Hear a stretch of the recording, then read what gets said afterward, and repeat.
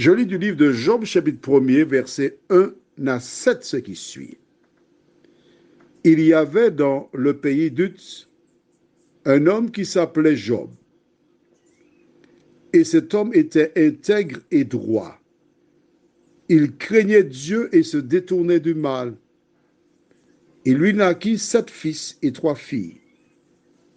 Il possédait 7000 brebis, 3000 chameaux, 500 paires de bœufs, 500 ânesses et un très grand nombre de serviteurs. Et cet homme était le plus éminent de tous les fils de l'Orient. Ses fils allaient les uns chez les autres et donnaient tour à tour un festin, et ils invitaient leurs 3 sœurs à manger et à boire avec eux. Et quand les jours de festin étaient passés, Job appelait et sanctifiait ses fils, puis il se tenait de bon matin et offrait pour chaque d'eux un holocauste. Car Job disait, « Peut-être mes fils ont-ils péché et ont-ils offensé Dieu dans leur cœur ?» C'est ainsi que Job avait coutume d'agir. Or, les fils de Dieu vinrent un jour se présenter devant l'Éternel. Et Satan vint aussi au milieu d'eux. L'Éternel dit à Satan, « D'où viens-tu » Et Satan répondit à l'Éternel, « De parcourir la terre et de m'y promener. » Prions. Notre Seigneur et notre Dieu, nous revenons vers toi ce soir. Car il est fondamental pour chacun de comprendre l'activité du diable. Merci de nous aider à comprendre et à savoir que les choses ne sont pas faciles pour nous, mais que le Saint-Esprit nous dirige dans toute la vérité, nous t'en prions. Au nom de Jésus et pour ta gloire éternelle. Amen. Que se passe-t-il? Nous savons que Ève et Adam ont mangé du fruit et par ce biais ont été chassés du jardin d'Éden. Souvent, il nous arrive de dire que si j'étais à la place d'Ève, je ne veux pas manger du fruit. Que se passe-t-il? Il se trouve que nous avons une histoire qui ressemble un peu à celle d'Ève et Adam, celle de Job.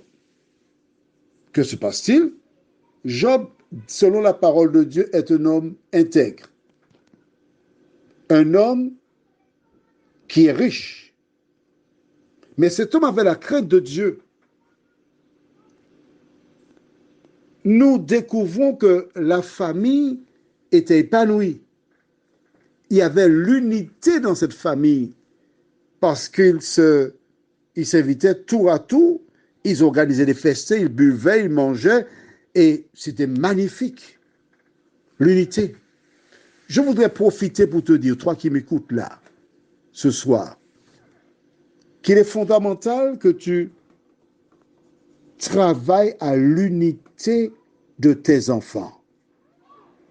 Il est fondamental que tu vois avec eux comment ils peuvent vivre dans la paix, dans l'amour, dans la compréhension, à se soutenir mutuellement parce que c'est la seule richesse qu'on puisse laisser à ses enfants avant de mourir. Pourquoi? Parce qu'il se trouve que par rapport à tout ce qui se passe sur terre, quand un jour tu viendras à passer de vie à trépas, tu ne seras plus là. Si tu as appris à tes enfants à être solidaires, à s'aimer, à s'entraider, tu sais qu'une fois que tu n'es plus là, ils seront en mesure de vivre dans la paix, dans l'amour, dans la félicité. Pourquoi? Parce que c'est un travail de longue haleine. On ne parle pas beaucoup de la vie de famille de Job, mais s'ils organisaient les festins à tour de rôle, cela démontre qu'il y avait une certaine complicité entre eux et qu'ils étaient bien. Cette parenthèse achevée, nous continuons et nous arrivons jusqu'à ce que la Bible nous déclare que Satan est venu Et Dieu pose une question à Satan. D'où viens-tu?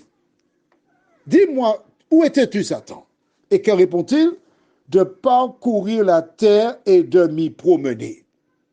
Le diable parcourt la terre. Souvent, tu t'en prends à quelqu'un, à un membre de ta famille, à un collègue, à un ami, à un passant, un voisin, etc. Mais sache que le diable, il se promène sur la terre. Et que cherche-t-il? Nous verrons cela demain soir si Dieu nous prête vie. Mais son rôle, c'est ça, parcourir la terre et de s'y promener. Prions. Notre Seigneur et notre Dieu, nous sommes heureux de revenir vers toi encore. Parce qu'en toi, nous avons toutes choses. Merci pour la parole. Merci pour la grâce. Merci pour le salut. Merci de nous aider à comprendre que notre ennemi, le diable, rôde comme un lion rougissant, cherchant qui il dévorera. Merci de nous aider à trouver les solutions aux différents problèmes que nous rencontrons. Et que ton esprit nous dirige dans toute la vérité en tout temps, nous t'en prions, au nom de Jésus et pour ta gloire éternelle. Amen. Je te souhaite une bonne nuit.